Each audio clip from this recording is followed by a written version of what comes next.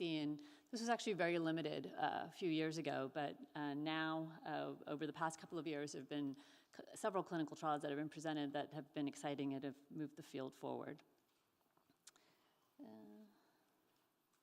Okay, so just as an overview, in terms of treatment of HCC in the context of BCLC staging, we know that for early stage disease, generally these patients are treated locoregionally with the goal to try to get them to transplant. Many of these patients are treated with ablation, resection, RFA, TACE, but it's this advanced disease setting that I'm actually going to focus on more today. So in terms of local regional treatment, like I've said, TACE, RFA has actually been standard for many years, although what type of chemoembolization, bland embolization with chemotherapy, Y90, that still remains very dependent upon the region or center dependent. But other therapeutics such as RFA and now SBRT are being investigated. So this was a small trial that I wanted to present looking at TACE versus SBRT. Basically, only about 60 patients participated in the study, but the attractiveness of SBRT was that perhaps it was an easier procedure to administer for these patients, potentially less side effects, not necessarily requiring hospitalization. 60 patients who were within Milan criteria, Child-Pugh A, B cirrhotics, within adequate hematologic parameters, and the primary endpoint was time to residual or recurrent disease. You're familiar with the TACE protocols as well as potentially SBRT protocols maybe, but the main technical aspect of SBRT is actually the fiducial placement in these patients. And then these patients are treated as outpatients for 3 to 5 days receiving their radiation therapy.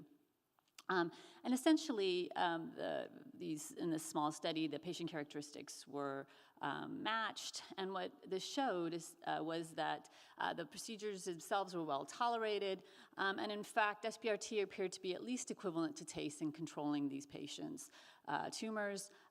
It potentially could be less toxic, maybe better quality of life. They did some preliminary evaluations, but I think this adds to our armamentarium in terms of treating local regional disease. So I want to move on to advanced disease, which is what I'm going to focus on. And actually for a very long time, 10 years, Sorafenib has been our standard of care. And this was based on 2 clinical trials that were done, one in the Western world, if you will, the SHARP trial, which showed both a clinically meaningful progression-free survival and overall survival benefit for patients with advanced HCC, essentially largely child-age cirrhotics, and also in the Asia-Pacific trial as well, establishing Sorafenib, which is a tyrosine kinase inhibitor, largely targeting VEGF, BRAF pathway. Really our only treatment option for quite some time, until actually the last couple of years where this field seems to have boomed.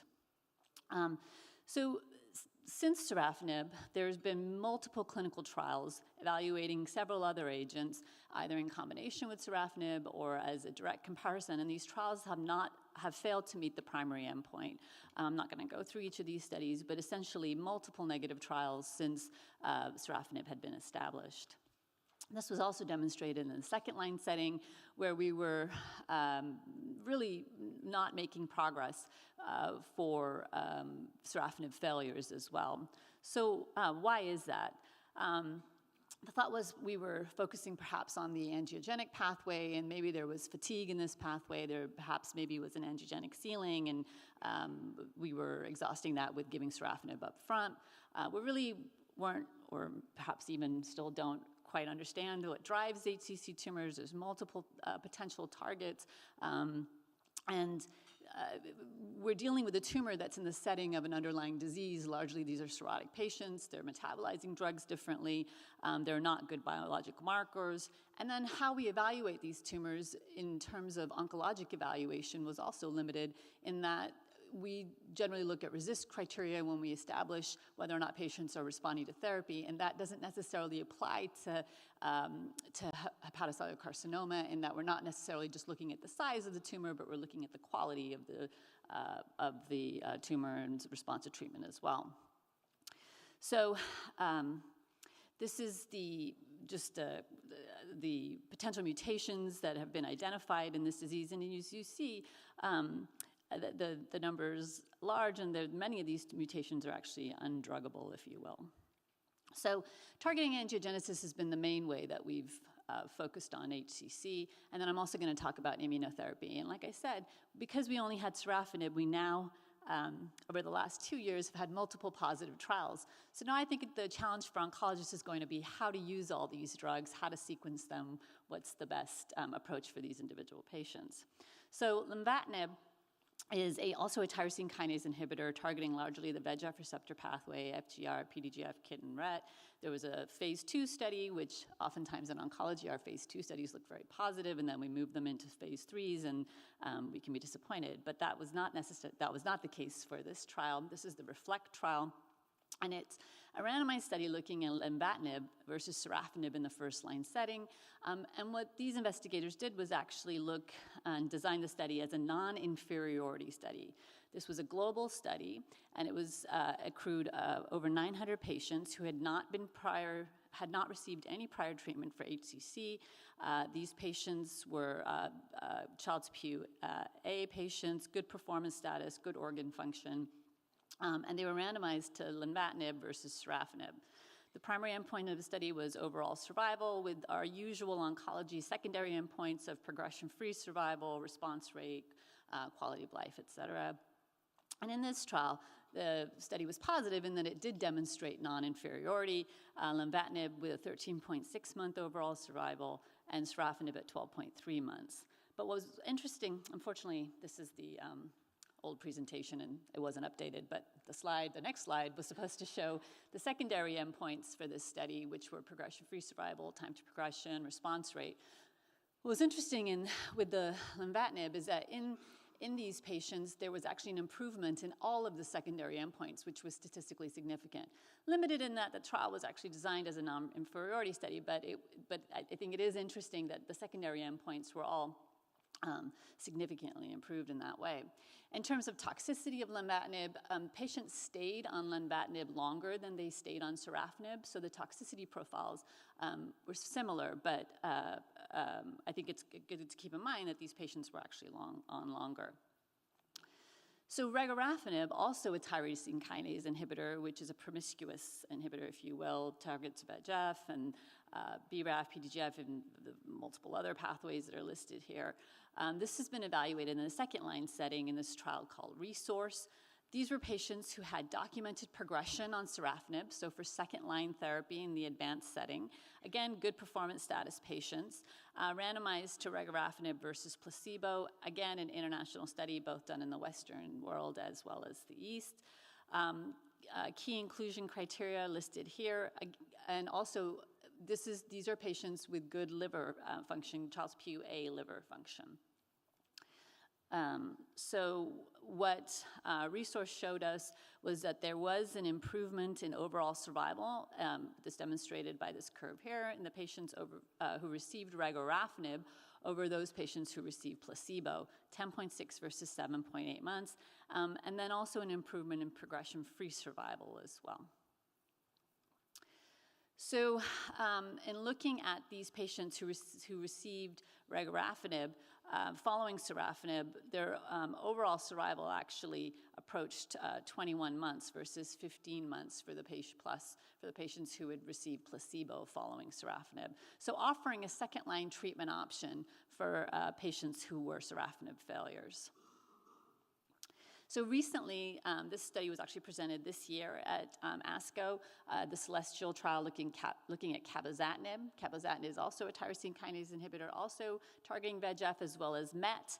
A randomized study, again, for Child-Pugh A patients who had failed sorafenib. This was, again, an international study, and patients were treated to disease progression. Similar entry criteria to the other trials, good performance status, Child-Pugh A, One of the class effects of, which I may have not mentioned, one of the class effects of anti-angiogenic therapy is hypertension. So that's why all of these criteria actually need normotensive patients or blood pressure controlled. And this trial also showed a benefit to cabozantinib for these patients who had failed sorafenib, 10.2 versus 8 months overall survival for the patients who had received cabozantinib over placebo. Just recently at ASCO, a few weeks ago, REACH-2 was presented, another second-line study looking at targeting VEGF receptor with a monoclonal antibody. So away from the tyrosine kinase inhibitors now, it's a monoclonal antibody targeting VEGF receptor 2. Ramucirumab is approved in gastric cancer currently. And this trial, the REACH-2 trial, was done specifically in HCC patients who had failed sorafenib, who had elevated AFPs. REACH-1 was a study that was done looking at all patients, regardless of AFP, and there was a pre-planned subgroup analysis, and what was found is that those patients who had AFPs over 400 appeared to benefit from ramucirumab. So this trial was done to evaluate that concept. So patients, again, with Child's PUA, randomized to ramucirumab versus placebo. Primary endpoint, again, overall survival, an international study. And in this trial, similar inclusion criteria is what we've seen in the other clinical trials that that I've already presented. And this also showed a survival benefit for the patients who received ramucirumab over the patients who received placebo, 8.5 versus 7.3 months, which was significant. And it appeared that these patients also had a progression-free survival benefit, and regardless of factors associated with the patients, it looked like the ramucirumab patients benefited from treatment. And again, these were patients who had an elevated AFP. So REACH-2 met its primary endpoint for this population of patients and offers yet a potential, another option that's potential for this patient population who have failed sorafenib. So immunotherapy has actually been one of the most exciting areas in HCC treatment, and this trial was initially presented last year by my colleague, Dr. Alkhoury. The case for immunotherapy in HCC, it was thought for a while that the liver was a tolerant organ, and perhaps immunotherapy was not something that was going to be relevant in this disease. But there have been cases in the literature of spontaneous regression for HCC, further looking at the case for potential immunogenicity in this disease. This is looking at over 300 resected patients who evaluation of the tumor-infiltrating Tregs as well as the CD8 cells. The Tregs actually dampening the immune response. And what was seen here is that if we look at disease-free survival and overall survival in these patients with HCC, patients with low Tregs actually did worse than those patients, did better than those patients who had high Tregs. And the opposite was seen in patients who had activated CD8 cells, activating the immune system, if you will, activated T cells, if you will. Patients who had high activated CD8 cells in the specimen had a better disease-free survival, better overall survival. And in fact, if patients had low Tregs and high CD8, those patients had an overall survival approaching 60 months. So that was the best case scenario for these patients. Further case for immune response in HCC in that there's a T cell response to tumor-associated antigens, and looking again at these resected specimens or resected livers. In patients with HCC, you see the tumor-associated antigens are expressed at 77%. If you compare that with just HCV, it's at 34%. So building further case for immunogenicity in this disease. So tumors use a complex and overlapping mechanisms, if you will, to evade and suppress the immune system. So some of these include ineffective presentation of tumor antigens, recruitment of immunosuppressive cells, T cell checkpoint dysregulation, and then tumor release of immunosuppressive factors such as TGF-beta. So this has all been described in the literature in HCC, and I'm not going to necessarily go through each of these evaluations, but what has been described is upregulation of inhibitory cytotoxic T lymphocytes, downregulation of stimulatory factors such as CD28 and interleukin-7RA, increases in the frequency of regulatory T cells, elevated production of immunosuppressive cytokines, all supporting the use of immunotherapy potentially in this disease state. Further, the agents that are available are those that have targeted PD-1 or PD-L1, and what this evaluation actually demonstrated was that PD-L1 is expressed on resected HCCs, and in fact, disease-free survival and overall survival are correlated with expression of PD-L1 in that low expression has a better outcome than high expression. So targeting these checkpoint is an approach to cancer therapy that has actually been demonstrated across tumor types currently and now has been demonstrated in HCC. PD-1 generally expressed on the T cells, PD-L1 on the tumor cells creating this inhibitory response to the T cells. So the checkpoint inhibitor is actually inhibiting that process. This is blocking that response with these drugs, and this is essentially enhancing the response with these drugs. And these are agents, the most familiar agents to us are the checkpoint inhibitors binding to PD-1, such as nivolumab, pembrolizumab, drugs that are currently approved. So this was a clinical trial. Actually, based on this study, this drug was approved for treatment of HCC. It was done at USC, and my colleague, Dr. Corey, was the PI. This was looking at nivolumab in patients with advanced HCC that were either intolerant to sorafenib or had had progressive disease on sorafenib. So the phase 1 trial started looking at patients without viral hepatitis and patients who had Hep B and Hep C. Again, the multiple etiologies were of concern, and we were activating, if you will, the immune system, so each of these cohorts were looked at independently.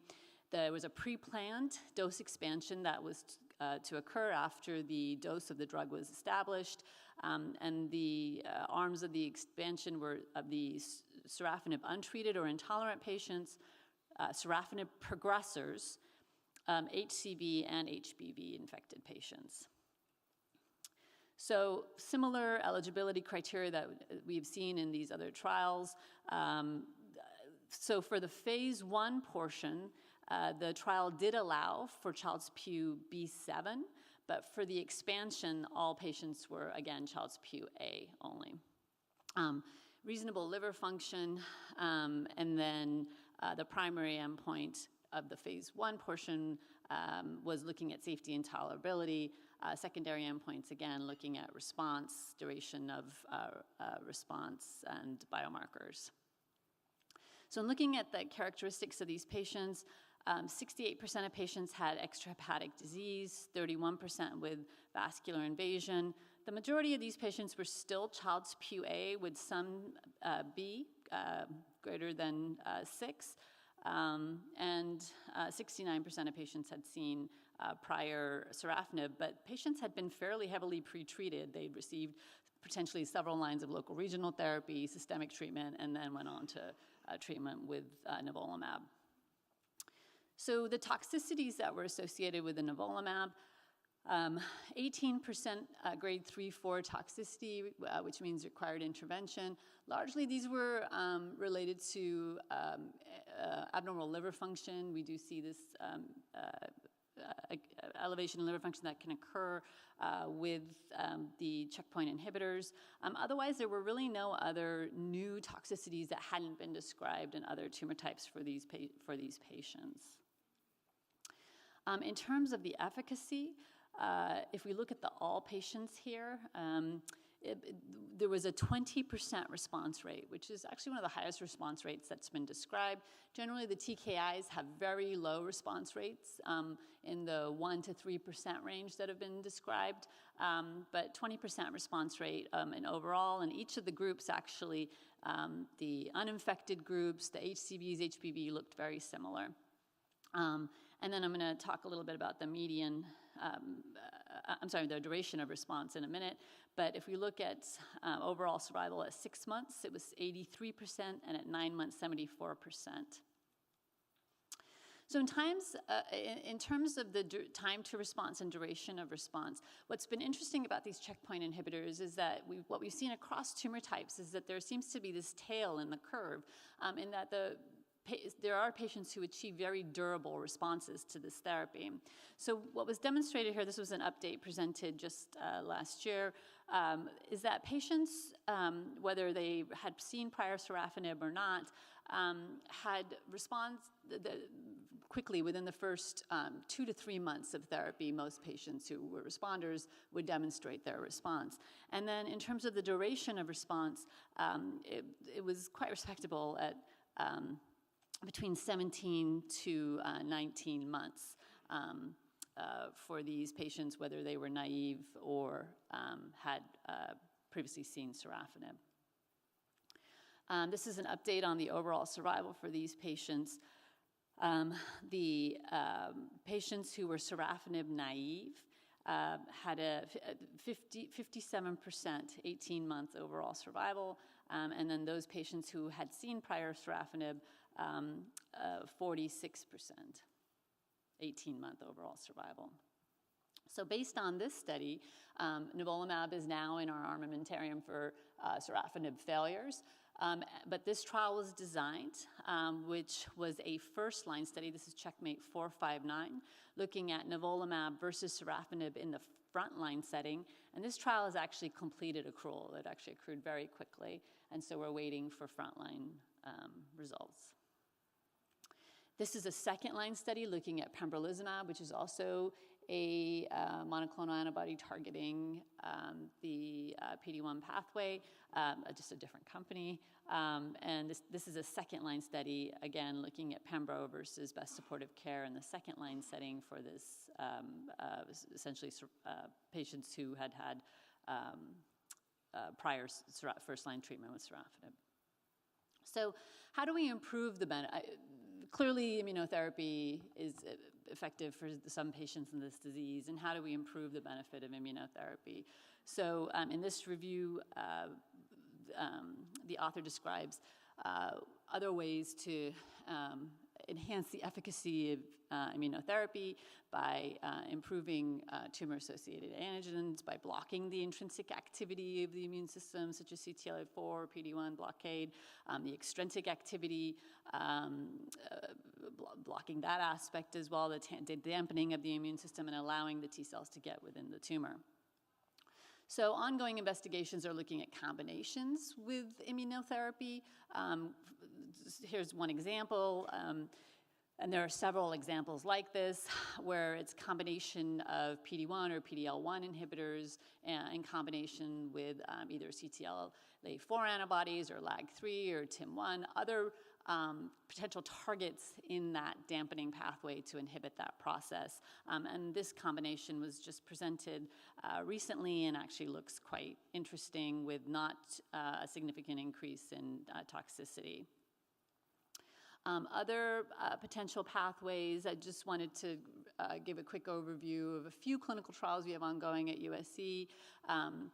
The FB4, FRB2 pathway has been actually described in multiple tumor types, is associated with a poor prognosis, and has also been associated with angiogenesis. There's an agent that was developed at USC, a protein that blocks this bidirectional signaling.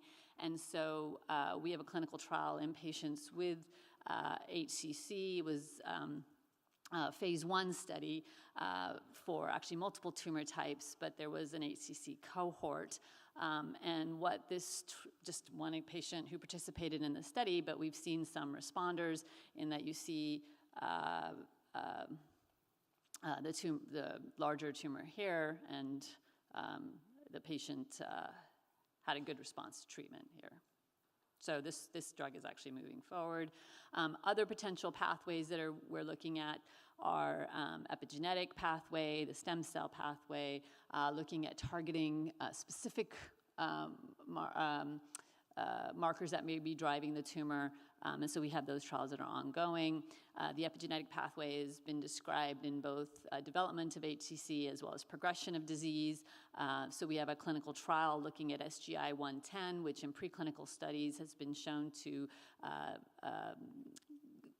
inhibit these HCC cell lines. So it's been demonstrated to be cytotoxic to these cells. And so the trial that we have is for patients who failed prior sorafenib, looking at SGI-110 administered to this population, and then evaluating response through treatment as well as several molecular correlates. So a couple of years ago, we just had sorafenib, and now suddenly the field has boomed, and for first-line treatment, we now have sorafenib and lenvatinib. We're awaiting data from the first-line nivolumab trial to see if that immunotherapy will move into the front line of our armamentarium.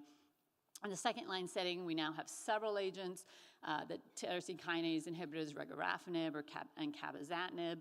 Now ramucirumab, which is a monoclonal antibody, has demonstrated activity for the AFP-high patients. And then immunotherapy, which is one of the more exciting pathways, is an established second-line treatment option. So I think what we're left with is now we have several drugs that have demonstrated activity. How do we sequence these agents? Do we combine them?